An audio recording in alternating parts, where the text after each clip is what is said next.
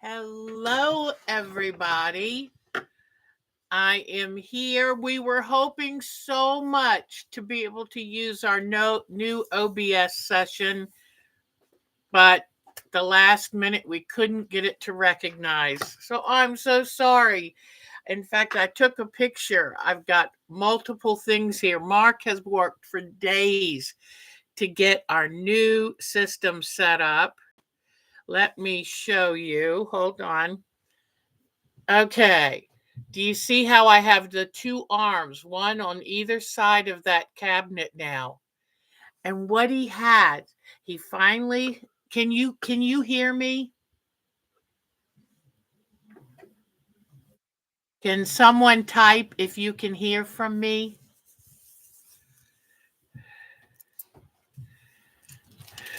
Oh, maybe it's a commercial. Yay. Okay. Thank you, Mayor. Thank you. Okay. So we have a new system that's going to start. And I'm so excited because I got a brand new little camera. So I'm going to be able with this when I can get the new system working. We had already practiced on it this afternoon, but right when we got ready to do it, it wouldn't bring up the show where I could click on. We could see you typing, but we couldn't actually make the show start. So we'll keep practicing. But what this is going to do is this camera where I talk to you will stay put. I have another camera that is going to be much better at moving and showing you my sewing and my demonstration table and my ironing table, and I can move it before you actually see it. With the OBS system, I can click on when to change to that particular camera. So when we do show and tell, I don't have to turn my main camera around to show the laptop. So I'm very excited. It should make it easier, less cumbersome, less squidgy. So, and I've got a monitor back there so I can keep a watch.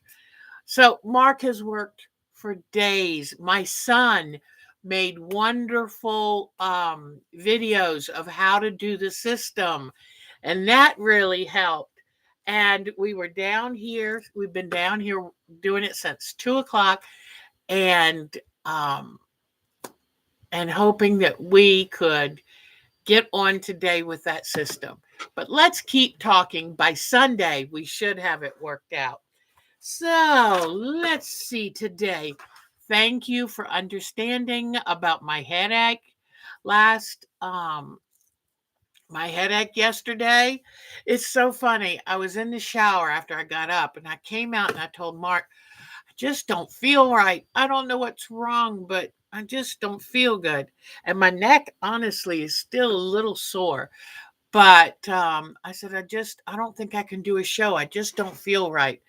And so he was like, well, what do you think it is? And then as I was sitting there, all of a sudden, I felt the headache come in. And it's like that tight grip, and then it slowly starts to hurt. And I should have realized because light was bothering me, sound was bothering me. So I'm like, I don't like this noise. I don't like he had to close all the curtains for me. And it ended up getting so bad, I had to go back to the bedroom and lay in the complete dark. But I'm feeling great today.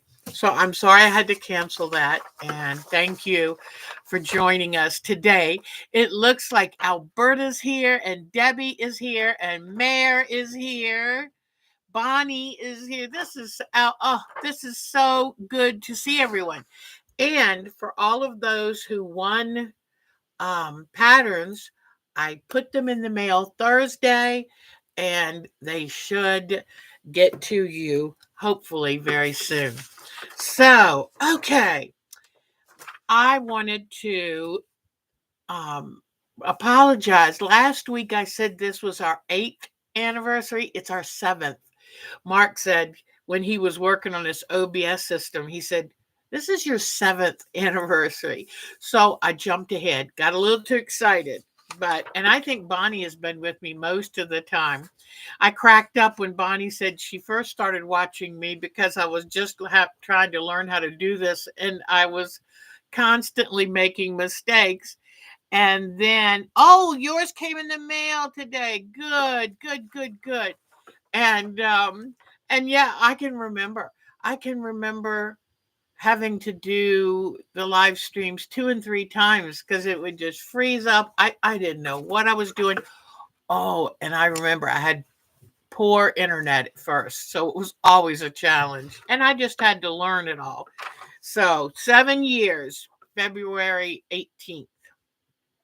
Okay. I found an email and let me bring this up.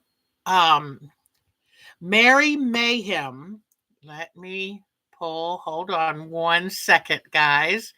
Mary Mayhem, who did the New Year's Day free mystery that I did, is going to this Sunday have a 1 day. I'm pretty sure it says Sunday, March 9th, is going to have a 1 day sew in mystery quilt.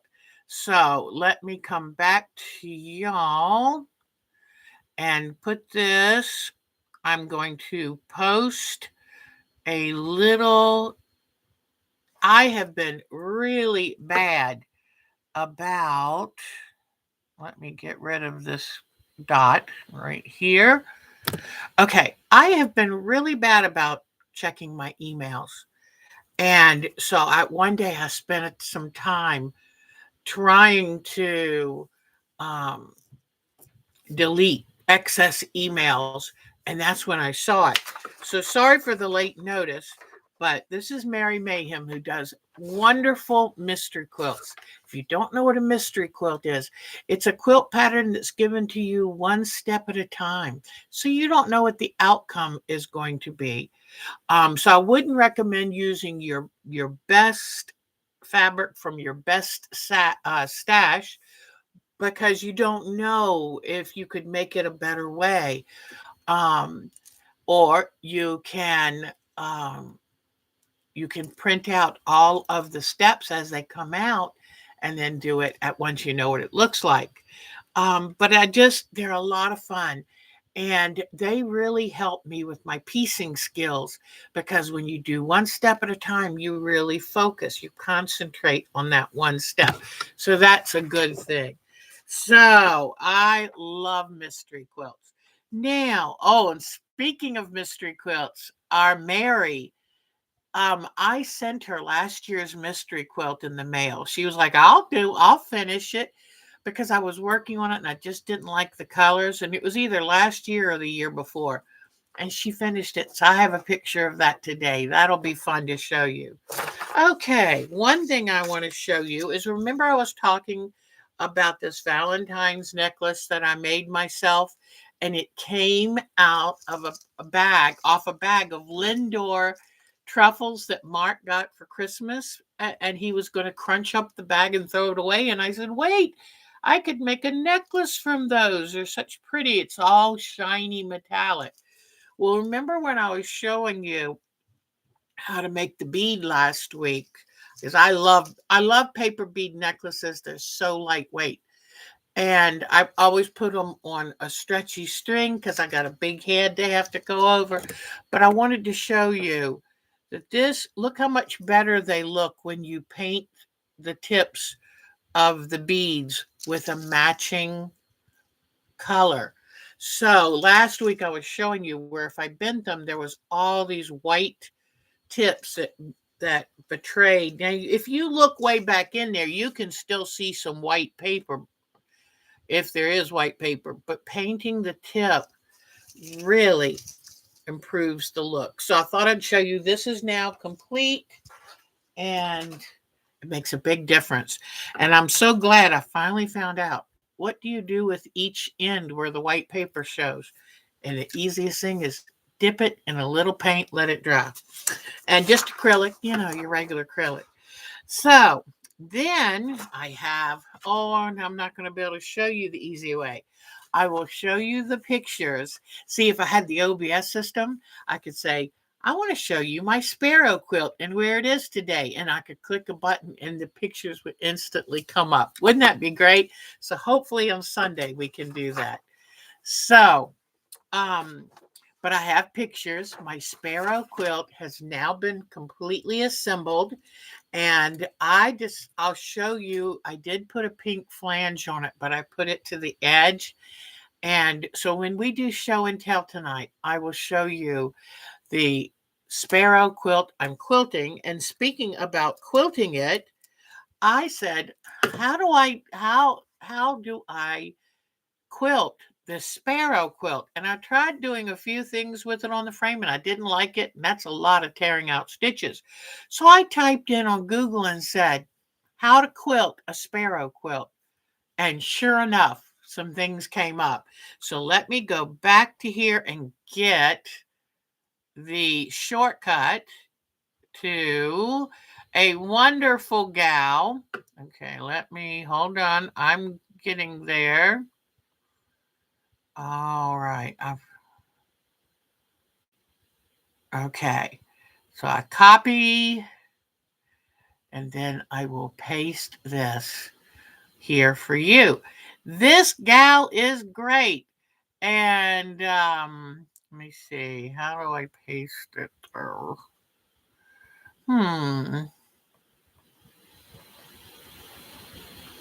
Okay, come on, Deb. Oh, why does everything have to be difficult? All right, hold on just a second. I want to give you. Oh, if I type it in, it's probably going to take forever. But you go to YouTube. 1 second. Okay.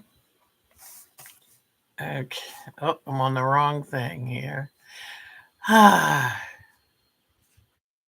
Okay.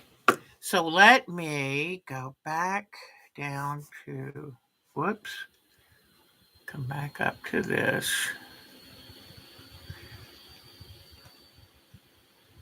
This,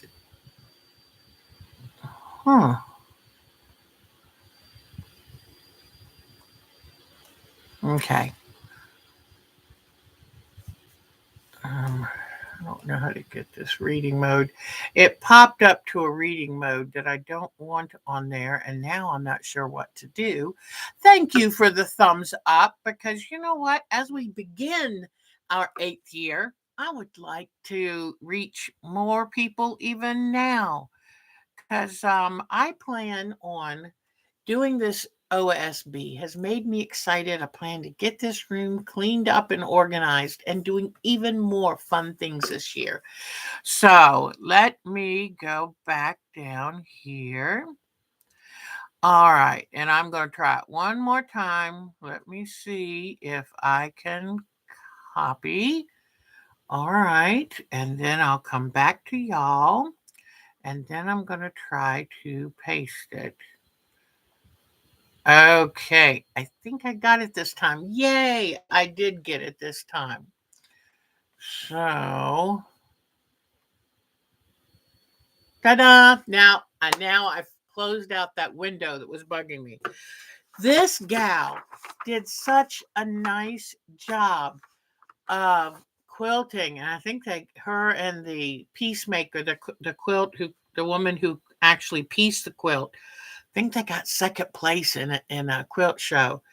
But I watched what she did and got some ideas. So when we do show and tell, I'm going to show you the pictures of the Sparrow quilt on the quilt frame. Okay, now I was also going to ask a question, because I looked at my blue Sparrow quilt. As soon as I was making that cute little Sparrow quilt, and just to show you in case you're like, Sparrow quilt, it's this little quilt pattern that's been bouncing around for about 2 years. I've got little bits of Sharpie on my fingers, and I apologize, but I was working on the landscape quilt.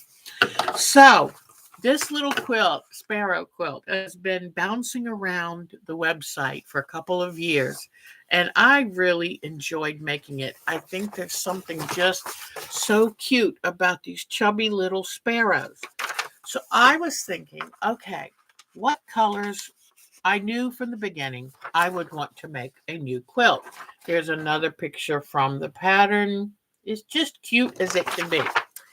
So I asked my daughter Katie, I said, do you have any place to put this sparrow quilt? And let me see. Let me see if I can show you. I sent her a little picture of it. And the funniest thing about the picture that I sent her is it, because of the colors and the lack of quality in my camera, it made it look like it had pink fabric. Let me see. Come on, picture. All right, come on. Whoops. Well, let me see. But I sent her. There it is. I saw it just a minute. Let me. All right, here we are. So here is my sparrow quilt that when I just about had it finished. So that's the one I did. So I asked my daughter, Katie, I said, do you have room for this? And she said, sure. So I am now quilting it. Then I'm going to show it to y'all and take it to my retreat to show them. And then I'm going to package it up and send it to my Katie. So I told Mark, I said, I gave Katie my sparrow quilt because I want to make a new one. And he was like, make a new one. You just finished that one. And I said, well, remember when I first started, I thought, I'm going to want to repeat this. I'm going to want to do this again because certain patterns, not many, but certain patterns are so much fun. So I did some searching and I went to my favorite, favorite place to get inexpensive, nice fabrics, which is Marshall's Dry Goods. And they are from Arkansas, where a couple of y'all are from. Miss Bonnie lives there now, and then Miss Mary lives there. So anyway, I went on there and looked up because one of the ladies in the Myrtle Beach class, which is where I learned how to make this, one of the ladies made hers out of Stonehenge fabric. Oh, and I realized I'm wearing, actually, you know what? I think this is a fabric. This is a so-called paper bead, but it's out of fabric. And I made this, I guess about 3 or 4 years ago. And I enjoy making it because it's nice and bright and it goes with some of these bright outfits I enjoy to wear. But anyway, so this woman in the class made her sparrows with, where did I just, Stonehenge fabrics. And it was so pretty.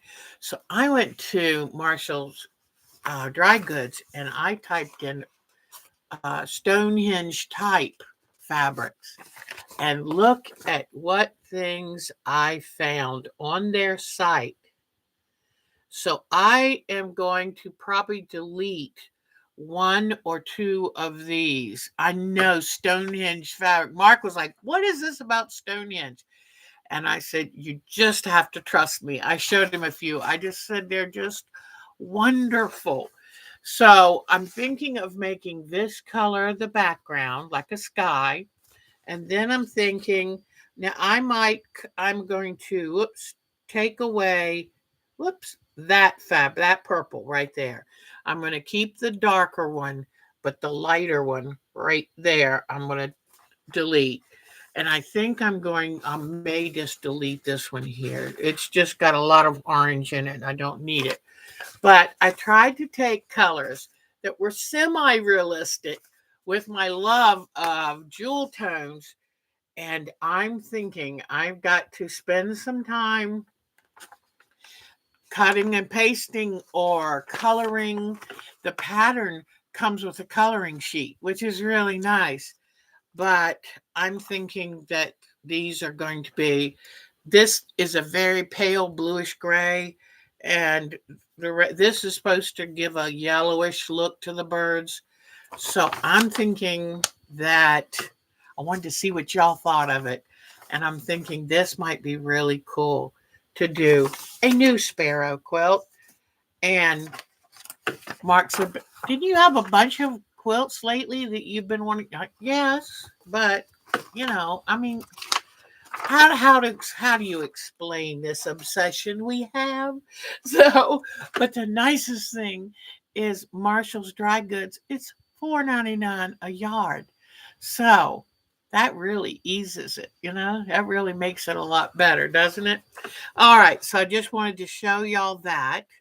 And what I'm thinking of doing with the next Sparrow quilt is I'm going to shrink each block because they're 10 by 15. That's a big block and it makes a huge quilt. So I'm thinking of shrinking it by half and then, or maybe 2/3, make it 2/3 the normal size. Then that way I can put plenty of birds on it, plenty of colors, and I'm going to put a wider border, maybe a 7-inch border on it. And I'm going to do applique, branches and leaves around the outer border. So that's, at least that's what I'm thinking. So, okay, now I've been working on the strip landscape and I need to, I was thinking, how I talked about how we're going to sew the strips down onto the muslin foundation. And I was thinking, what I could do is to use invisible thread. And you know how on the top of each fabric, I am pressing under 1/4 inch. So when I place this on the row above it, and so it hides the raw edge, that if I do a little careful, what is it called, a blind hem stitch kind of deal with the invisible thread, I think that might make it a lot easier to do. So, and I will show you my progress on that. And then um, I'm caught up with this week's 3D embroidery. And I have to tell you, I was telling Mark, he was like, well, that's easy for you, isn't it? I said, no, this is really not easy for me. I have big hands and I tend to be a little bit of a bull in a china shop. So when I'm trying to make these flowers, especially 3D, because they're fluff, they stick out from the background, and some of them are done so delicately that it's, if you accidentally catch one of the embroidery threads, you can pull it loose and then it's like you can't ever get it to fit back where it belonged. So it ends up making, I end up with a messy embroidery. So I'll get ready and show you that in just a minute. All right, so I this I'm everything has been thrown off now because I'm thinking I was going on the OBS system and instead, but okay, so let me put some of these things away. I'm afraid I might have messed up some of my landscape fabrics. So, all right. So now, as of right now, I've still got to do the old fashioned way. Well, I'll tell you what, why don't we work on the 3D embroidery, and then after we do show and tell, let's work then. I'll show you, I've gotten 3 new rows ready to put on, but haven't put them on. And then I'll show you that. So today, here are the first flowers that I made, and they're 3D because they're only attached in 1 or 2 places to the background. So you can kind of lift them up, put your finger under them. Then these are called 3D because the threads sit out from the background. So as you see, I've been working on the leaves, and This one is called the fishbone stitch. And this one, I don't remember the name of it. I think I ended up kind of making it up myself. But hi, Kathy. Oh, it is so good to see you. Yeah, Kathy, this is my quilt, um, color wash quilt. And if you go on YouTube to a woman named Terry Rowland, she's the first person I saw to come up with this. And I absolutely love that quilt. It's all scraps from a stash, but her name is Terry Rowland. In fact, I'll type it in here so everybody can then know. Let's see. George, okay, here we go. Okay, Terry Rowland, and you can find all about color wash quilts on her YouTube channel. And tell her I sent you to her because I really, really like her. Okay, here we go. I'm going to loosen this and drop it down so I can show you about what I've done. Oh, oh, hold on. A little, we set everything up. We set this camera up not to move, and now I'm expecting it to move. So I'll do my best. I'm not promising much. Okay, so here it is. Now, what's on the back? Oh, this pink thread. Okay, so, but you see what I mean is with this 3D, it's so delicate that these are only attached a little bit, and you see how the threads, if you accidentally nick it, it'll pull it out of place, and then I don't know how to get it back in the right place. So what I'm going to show you right now is a new stitch for today, because I've been doing stem stitches. I have been doing you can do a chain stitch for your stems. But what I'm going to show you today is, let me bring the light over here. This is called a couching stem. So I'm going to show you with this rose over here. And so you start, whoops, and I need to remember, I'm trying not to have knots on the back of my work. So I'm trying to get used to a new style because, my fronts are messy, my backs are messy. So I come in from the front and I come up here at the bottom of the stem. Now, so that leaves a knot on the front, but that just reminds you to cut it off. Let me try to bring the camera out a little. Okay, because I've got to make sure I have you in view here. All right. So what you do, this is called a couching stitch. So you go up. Actually, you know what? I did need to have another. Let me quickly thread up another needle real quickly. Okay.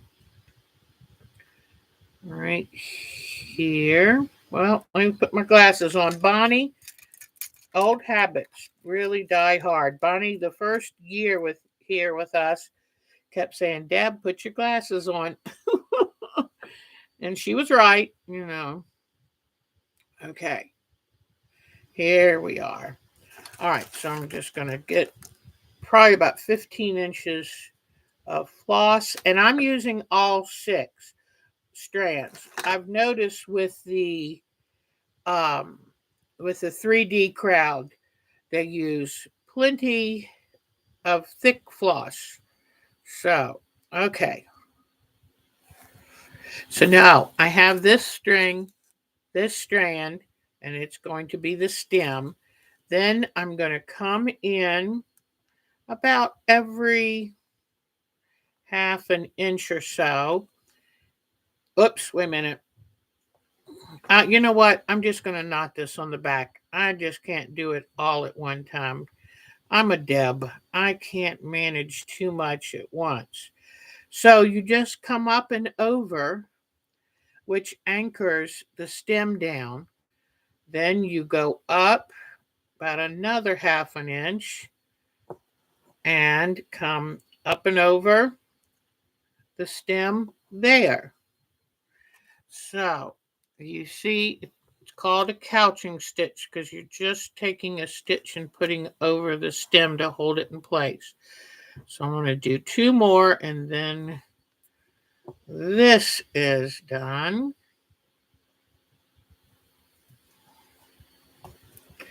One there and then one more up here.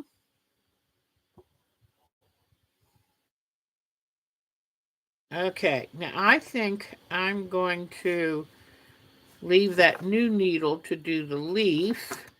And I think what I'm going to do here is knot this off. And what I'm going to end up, I'll show you with this one how to knot. Actually, I don't want to knot it off. What I'm going to do is on the back, under where these stitches go, I'm going to just pick up a few threads up of the fabric, which is like a linen weave, and I'm going to pick up another couple, make 2 short stitches, short tight stitches, and then cut it loose. And that way it's anchored in place like that. And then on the front, I can come and take it off. Although, you know, I hope I did the 2 anchoring stitches on it. We will find out. All right, so now I'm going to start out here and do the leaf. And to do that, I'm still connected underneath, but I'm going to come up and come down a good ways with this stitch. Okay. Then I'm going to come up on this side of the first, come up on this side of that first stitch, come back down to the other side of the first stitch, pull it through, but not all the way. Then while it's got a loop there, I'm going to come up at the end of this first stitch and come up under the loop and pull it flush. And I'm trying to remember, I told myself I was going to remember what this is called. I will have to look it up. Does anyone know what this stitch is called? Carol McDonald is here. Oh, wonderful, Carol. Yay, yay, yay. Okay, so now I put a little, I went back down where I put that thread. Now I'm going to come up with, it's tricky to get just in the right place because I found if I came out too far, it leaves a gap. But then if you're too close, you don't seem to get any width to your leaf. So I came up on that one side, came down on the same place on the other side of that leaf. Then I bring my needle up here, go under the loop like this, and pull it down. Okay. I sure wish I remembered. Last night I said it to myself 3 times thinking, I'll know what it is, what it's called. So I come back over here and you could just go down about not even 1/8 of an inch from the beginning of the last stitch. come over at the same place on the other side of the leaf and go down. Then pull until you leave a loop. Come back down at the end where you did the last stitch to put it in place. Pull it through and go back down. And I'm just going to do a couple more stitches to get this leaf done. I say a couple more stitches. I may be too far away to finish that easily. And then come back up in the middle of that loop, then pull it. So, and then next week, I'll show you the fishbone leaf, which I think is my absolute favorite. But let's come up here, come down here. And Miss Joe, I happened to send her an email, and our Miss Joe and I mentioned, well, she mentioned to me, but I had seen in the paper that Joann Fabrics is going to go out of business for sure. And that makes me sad. I have to be honest, I don't shop in Joann's as much as I used to. It used to be that was the place I got almost all of my sewing and crafting supplies. But like a lot of people, I shop online. And I would get my threads when if they had a good sale, I would get a few things. But I think that's the problem most people had. And so poor Joann's, I guess if I could give them, Joann's, any hint about running the business, it would be pick a fair price and stick with it. Maybe an occasional sale, but marking things up so that you can then say they're 60% off, I think that gets old to the customers after a while.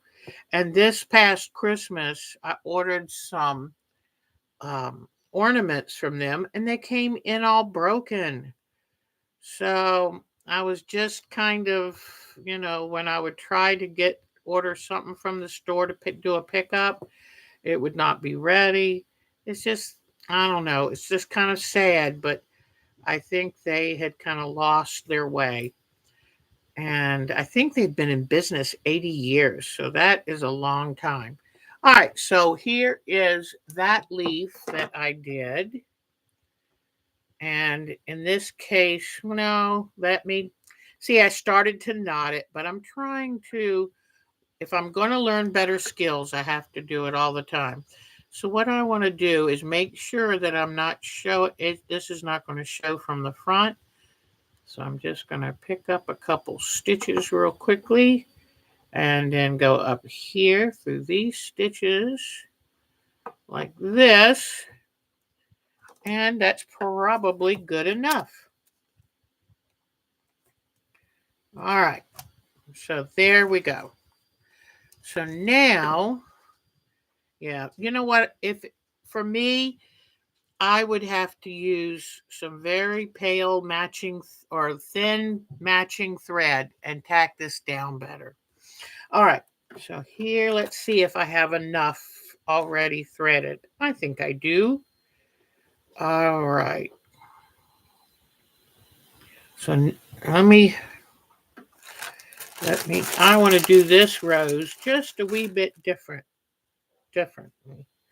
So let me thread up a new needle. The one thing I love about doing hand embroidery is the needles are so nice and big.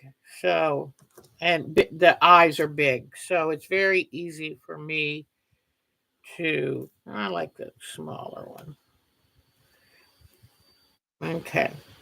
And I'm thinking, unless you are all terribly bored, I'm thinking I'll keep this as a running extra project on Sundays where I'll find different, because I want to see if this 3D thing is going to be something I would really like or not. So And I think I showed y'all last week how, whoops, come on. I think I showed you how you take and do a stitch here and a stitch here, and you just run the yarn around and around. But I'm a little worried this may look too heavy-handed or be too delicate. And you can't really, I'm thinking, well, how would you clean this if you hung it on the wall? How would you dust it without, I mean, look at all the little pulls in the fabric. See how I just have so many little places I've caught it. So that's one thing I'm concerned about. All right. So here I'm going to do the same thing about the knot on the back. And what I've done is I've drawn a circle, and then now one thing to try to prevent this from constantly being too loose, I put 5 spokes in this circle. 5 spokes. Where is your holder for your threads? You have them in a plastic bag. I know, because I didn't want to carry the box around with me all the time. It's upstairs. And so then I pull out the colors I'm going to use and put them in there. But I know Bonnie. Bonnie is just, I mean, she's so good at organization. I really admire her. All right. So what I'm going to do is come up over here a ways. Let me see. I'm trying to think of where I'm going to have some thread going. Come up here. This is one of the spokes. So I can go ahead and do 2 tiny stitches. Yeah, that box I have, I guess I feel like it's too bulky to carry around, so I'll pull out just the stitches I need.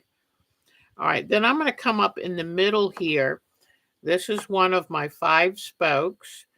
Then I'm going to come, let me see, 1, 2, 3, 4, 5. Okay, and then I'll come up to one of these other spokes. And this is a woven rose, a cartwheel woven rose or something like that. But you have these spokes, and I kind of did that spoke off center. It's hard to do this stuff under the camera. It's kind of blocking my view from it. And I have a feeling this is going to be a little sloppy looking. But what's new for me? That's kind of how I do things, isn't it? Okay. So here I go.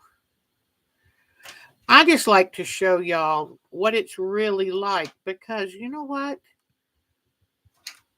We don't start out being really good at these things, and it takes a lot of trial and error. So what I did now is I came up to do the stitch right before this thread. I went over the first one. Now I went under this one. So this one I go over, this one I go under, and it's like the Dorset buttons. I'll show you my Dorset buttons again next week. And it is just you're weaving the flower. So you just keep going over and under. And this one only had 3 spokes. And that's so delicate. I said, no, let's try 5, because I think I'll like it better if it's a little sturdier. So it's just a matter of here I went under, then I go over, then I go under, over, under. So it's really quite easy. So now, whoops, nope, I just went under that one. So I go over here, I go under, I go over, and I go under. And you don't pull them too tightly. You want them to look like petals. So see how that's looking? So I'm going to do it a little closer. So here I went under right here. So I go over, then I go under, then I went over this one, then I go under this one.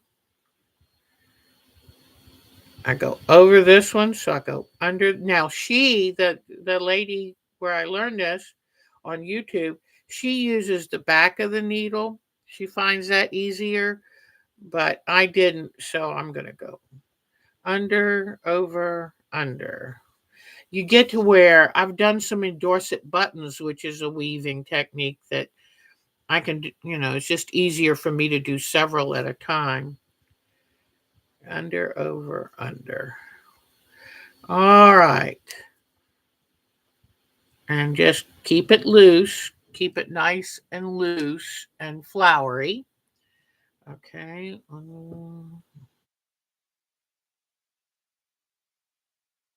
And make sure if the threads get too snug, just pull them back to give them a little more space, because it can be easy to pull them too snug and then you're not going to get the effect. And I held this thread when I had to pull the tail longer, so you don't want to bunch it up. You want to keep it pretty even. All right. Now, what you can do, let me just do a couple more. And what you can do is make it two colors, like the one I did here.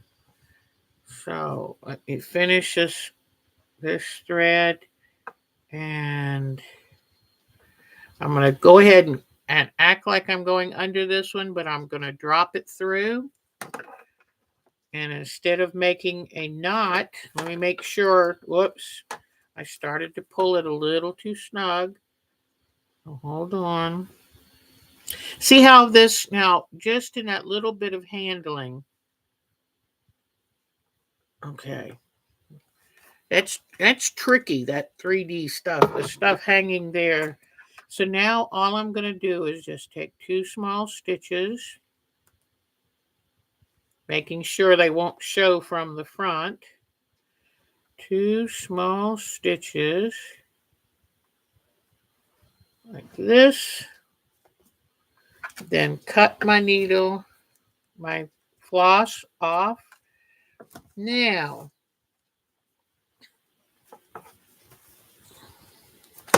and I can go ahead and cut the knot off the front here. That's not needed.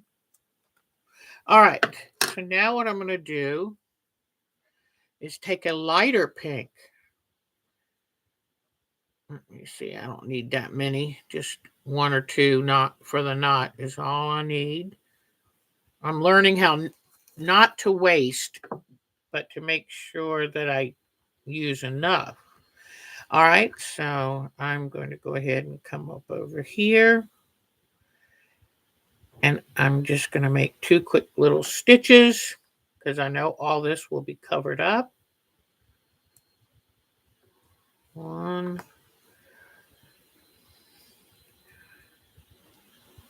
2.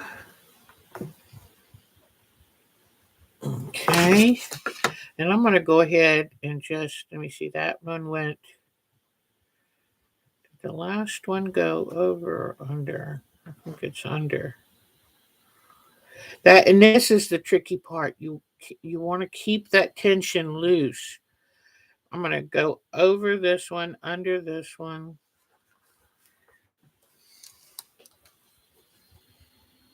Leave it nice and loose. Over, under, over.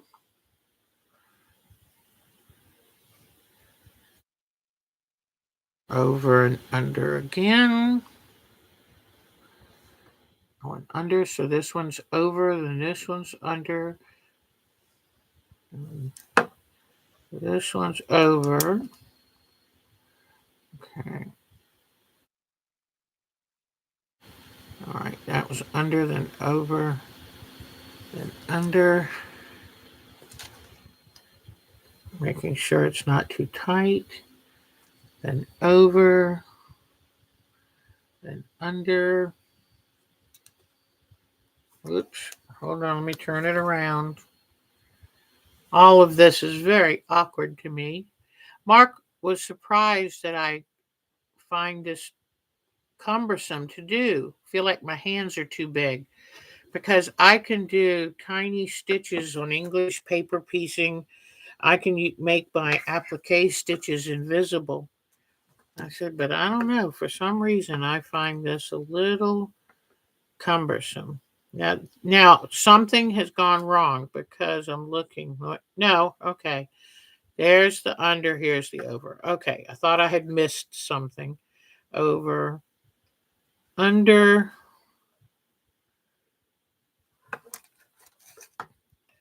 and over, and down through. Okay. And what you'll end up doing is just kind of neatly, tidily making it slightly flouncy looking. And so here, I'm just going to catch a couple threads.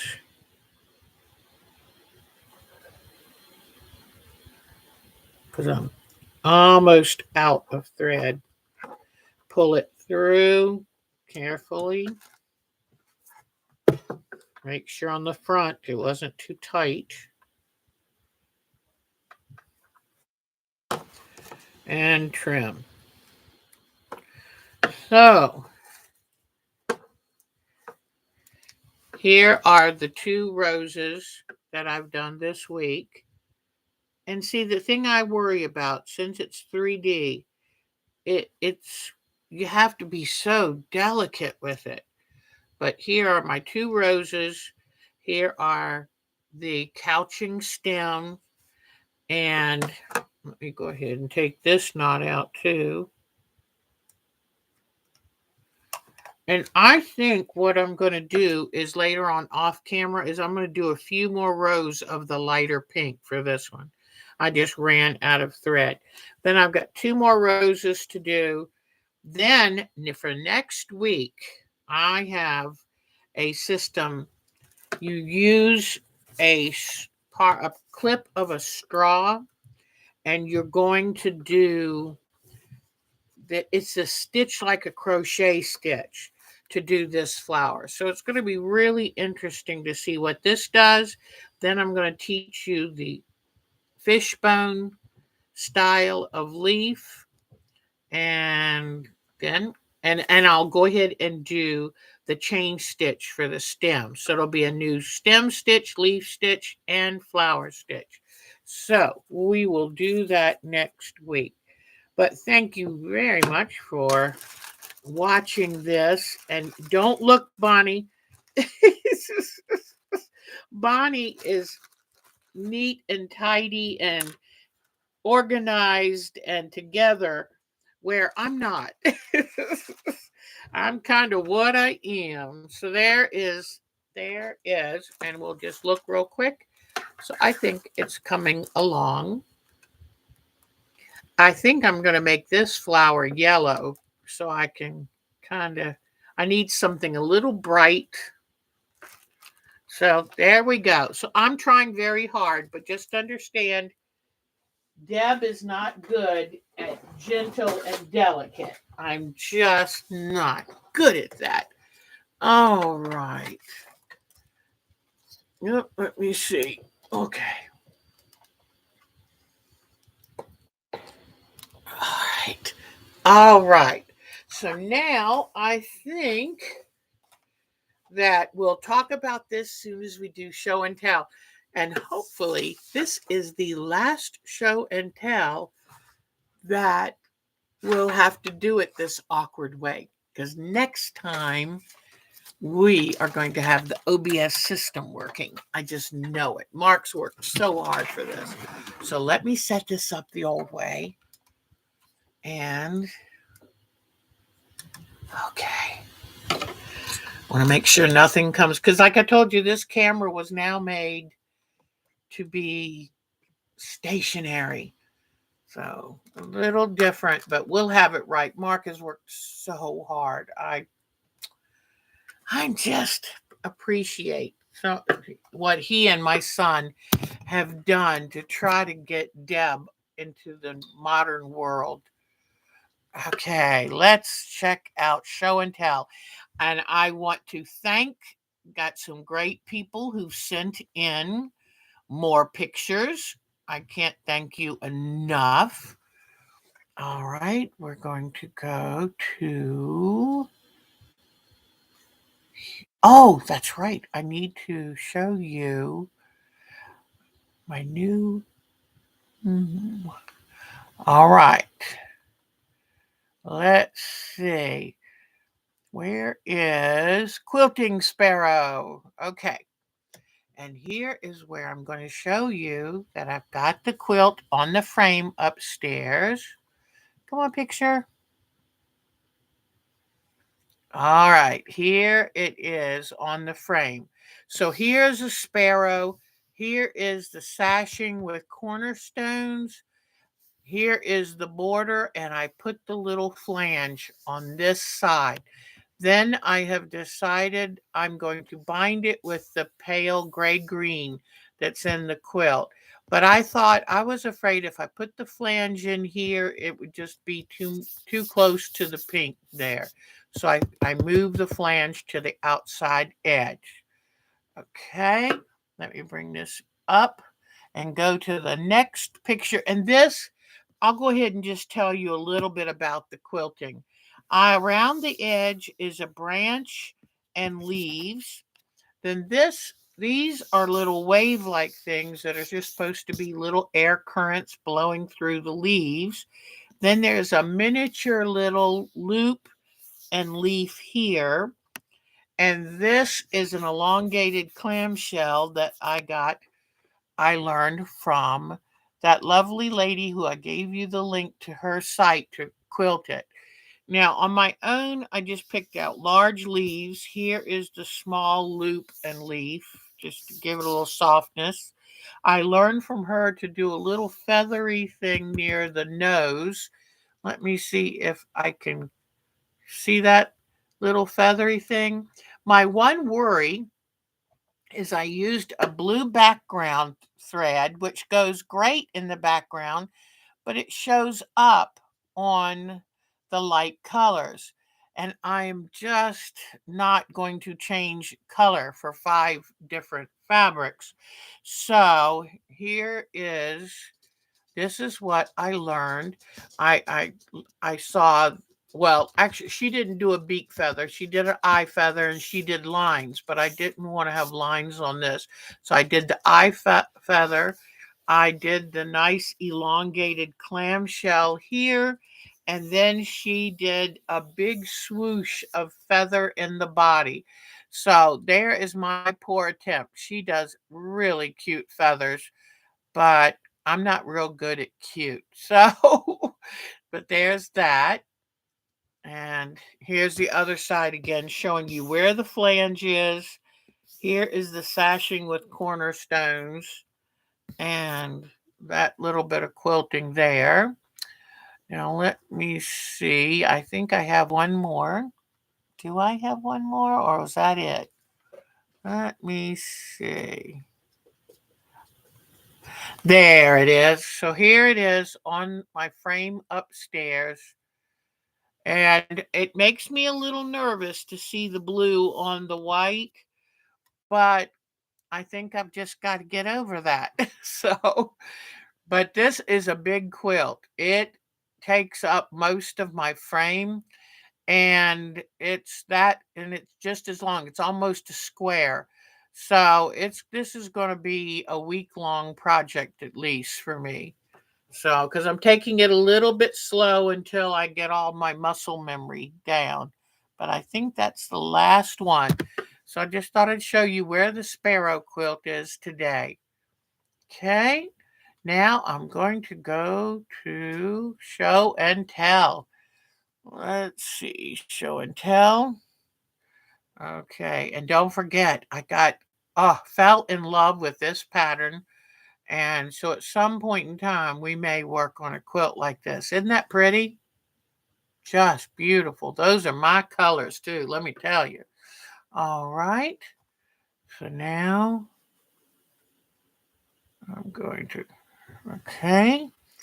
And Alberta sent us a brand new picture. I'm so excited. 2 pictures. She did this wonderful quilt. And, I think she told me building blocks. I'm trying to remember, but it's like a bargello with what we used to call bricks or piano keys. Isn't that cool? I really love that. And I'm sorry, Alberta, that I have forgotten what you told me about it. I do apologize. She had enough of those bricks left over. Look at these placemats she made. Isn't she something? Now, Alberta puts us all to shame. I tell you what, that woman, she gets stuff done. And I think it is wonderful. So, congratulations, Alberta. And thank you for sharing your work with us. We love seeing it. You are the quilting. Look at those lines of the quilting. I mean, it's beautiful quilting. So, let me see. Whoop, I didn't mean to do that. Let me see if I can bring it up again. I wanted to show you the quilting. It's gorgeous. Fantastic. Way to go, Miss Alberta. Very talented lady. Okay. Now yep. Okay. Let's see who's next.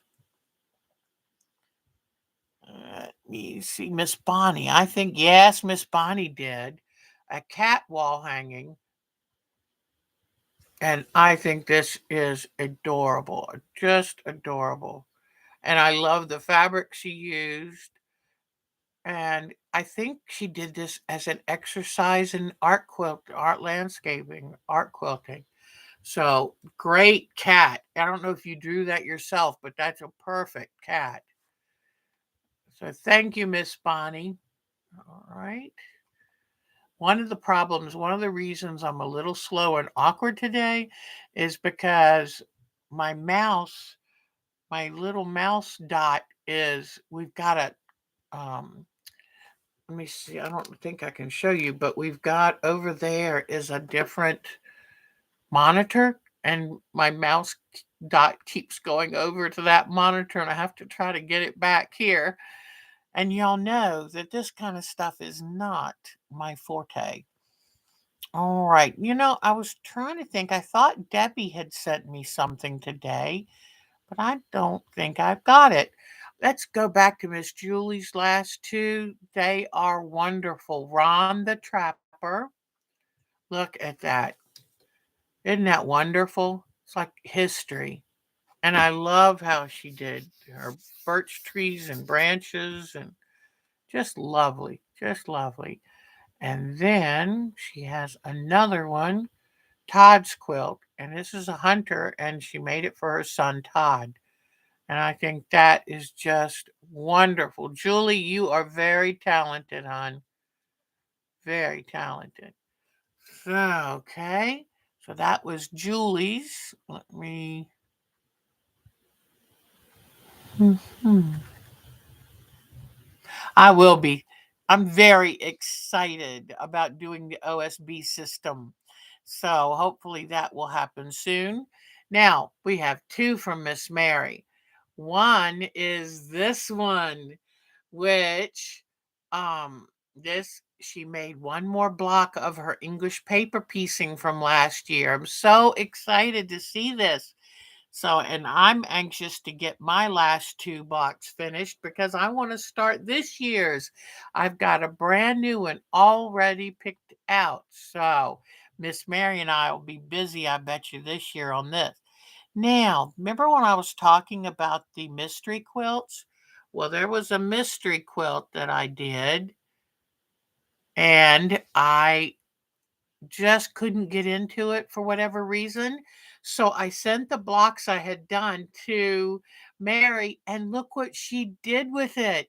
She took it farther than my imagination would have allowed. Look at that beautiful job.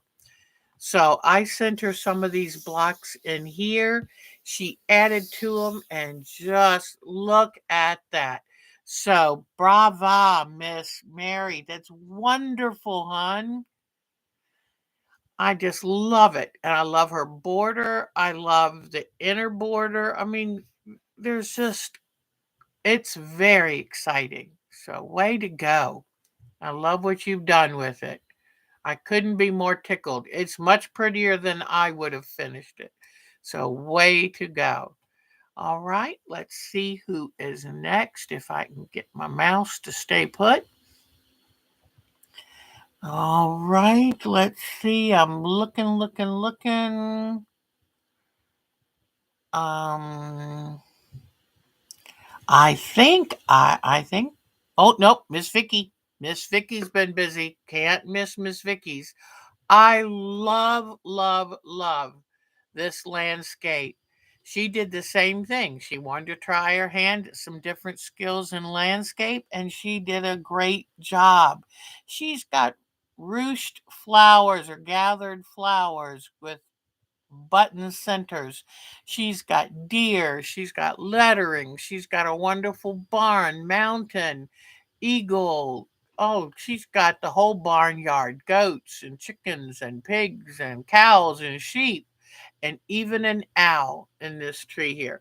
And I love how she did this edging right there. So I'm just tickled. She has outdone herself on this. And then I've got a few more things from her. Here we go. Look at this wonderful embroidery she did. That is really pretty. Very good. And look at the owl. That is so cute. Oh, that is beautiful. That's a mandala, and that is beautiful. Way to go, Miss Joe. She is so creative. Oh, I love that. And I love the Celtic knot. Ah, that's wonderful. And oh, look at that baby quilt. That is just so sweet. So thank you so much, Miss Joe. That's wonderful. And thank you for sending us. We love your show and tell pictures. So please, if you have any show and tell that you'd like to share with us, let me turn this around so we can come back and I will type in the address so that you can email me your show and tell and we'll add it. And because we love our show and tell, it gets us so inspired. I in fact it's kind of funny, but it's along that same storyline that Mark and I have been watching a lot of YouTube videos of street vendors who sell set up in this tiny little 6 foot little portable little wagon and create meals out of that little space. And just watching that has made me want to cook. And I've actually gone in the kitchen to do more cooking. And I think it's cute. So here, our time to quilt, and that's at twc.com. There we go. So that is my email address, and feel free to send me pictures of things you've been working on. We love pictures of if you have snow or beautiful sunset or anything that makes you happy. All right, so let me now, our final thing for tonight is this landscape quilt. And I had another person who wrote and asked for a pattern. So I was very tickled about that. All right, now I'm not going to promise a lot with this right now because I was working on trying to get ready for the OSB and doing the show the modern new way. And I was working on this while Mark was setting some things up. But all of a sudden, I think I've kind of forgotten some of where I had things. So let me see if I can get my mind back together. The one thing I've done since last week is I took and drew the pattern on my muslin. My muslin is going to be the foundation that this is going to stick with because this makes it so much easier. Now, here are the first 2 rows that we had done last week. And what I'm thinking of doing is using invisible thread to kind of stitch each row down. And what I'm doing is working from the top to the bottom.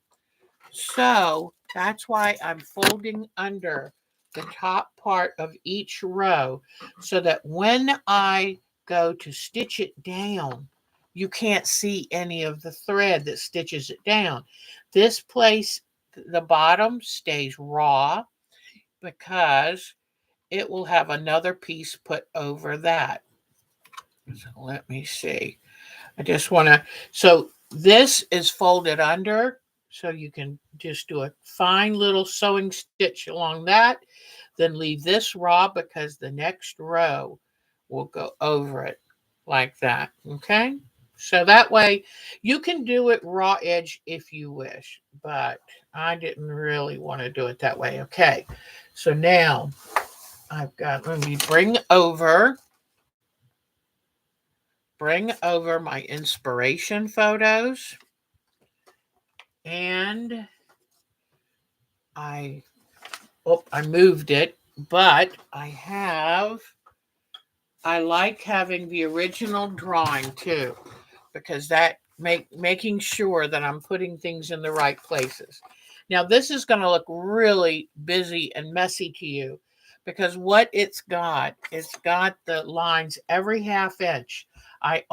This is going to be a narrow pieced landscape. And I had, here it is. Here, this is the best example I have got of a narrow piece landscape. This was done, pardon me, by Teresita Leal from Buenos Aires. And look at that, is so beautiful. So we're doing a narrow strip, which actually is not that hard to do. And you notice what I brought into the picture today, because with our inspiration, I've got plenty of inspiration that shows it looks like liquid gold out on the water. So I love mixing things up whenever I can. So when I start this, I'm going to make sure that there are speckles of gold lame all in here. I can't wait. And you know what you can also do to it too is you can really crunch it up like this so you get even more reflection. So take care, Carol hon. Bye, sweetie. So lame, and one thing you don't want to do with lame, you don't want to do raw edge with lame. It will come apart. All right. I'm not going to put any more rows down until I start sewing them. So these I glued very well. I'm going to have to carefully pull these apart, and then I'm going to sew one row at a time. But do you see where right here, that's this part of the sky. So see, the top part is all blue, but then the first cloud comes up in here. So that's why I have this way. This dark brown is where the leaves are going to be, right here.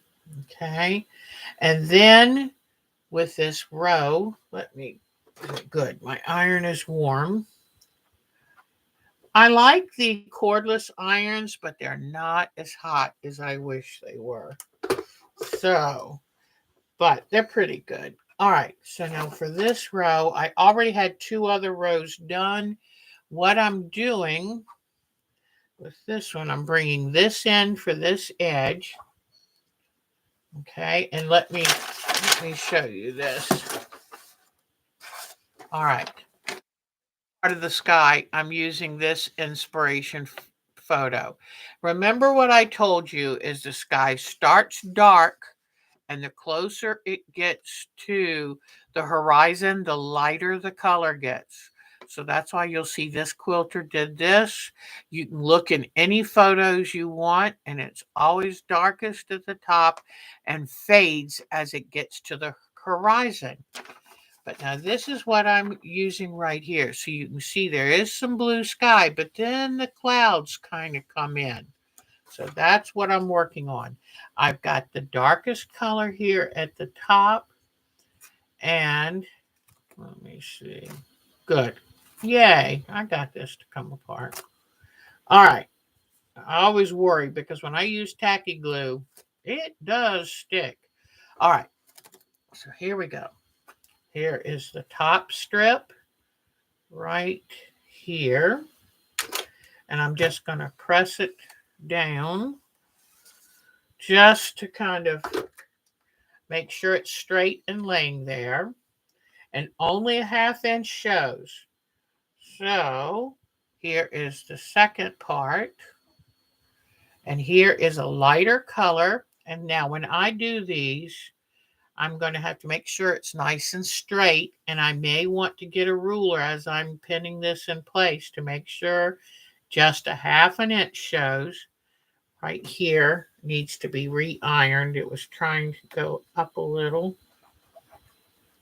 Let me see if I can get that to lay right. Okay. So now this piece goes up here like this, and only a ½ inch shows like this. Now, and it's really important to keep them lined up and straight. And the reason it's so important is because if you get off, by the time you get halfway down, you're going to have, it's going to look like, it's going to look like a mess. So you want to make sure, I might make a little template that shows me how to line them up. It wouldn't be a bad idea to extend these lines out into the margins because that way you can keep them lined up. So then the next row, this brown for the leaves, because I'm going to have some leaves on top of this that are dark and they're going to be confetti. So I wanted that background. But over here, again, if you look, I cut the light part of this fabric out because that's going to be a cloudy blue right there. And there was a white streak right here. So I took and cut the fabric with a lighter streak right through there. Let the fabric do the work if you possibly can. Then it dips back down into more of a sky blue in the middle here. So then, and you noticed I cut them with the angle I want them to join. And if I cut them both with that same angle, when I take it to the machine to sew it, I already know what angle to sew, how to do that to make that angle right. Because what ends up happening is here's the angle here. To sew this piece, you've got to do this kind of at this down angle. Then when you flip it up, it'll be one strip. So, but here is more of the leaf where I'll be putting all of the little leaves. And then the last piece,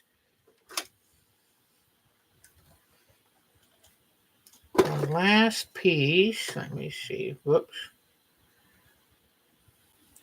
It'll be much easier. I'm going to be, as I work on it, I'll sew them down so that I don't make a mess. And then the last little bit of sky, because the leaves will dip down in here and then a little touch of sky. Then, now I am missing a piece. So I may have, oh, there it is. All right. Now, in this one, I wanted to start because after that little bit of blue, you will start getting into your grays, whitish, grayish, yellowish for the sunset. And I look at the front of the fabric, but I also look at the back because the back sometimes can give you exactly the color you need. See how pale that is? Then over here, I wanted a little bit more of the cloudy sky. So here are the first 4 rows of this. And you can see where this is going to be very straightforward, but I think a lot of fun, and it just helps kind of develop a new skill with your eyes on how to see something in a slightly different way. But I really do like these. And you're going to have a lot of stops and starts so you can get the right shades where you want them. But that's going to be a good thing. Good job. Hi, Miss Mary. Ah, is Mare not feeling well? Oh, honey, take care of yourself, Mare. Mare has to be very careful. Joe Souza's here too. Oh, gold lame suit. I didn't remember that. But and I'm sorry, Miss Joe, we were almost ready to go on with the OSBs and the 2 cameras. And for whatever reason, when we were ready to go on, it would not bring up the live stream, even though it had just a few minutes before.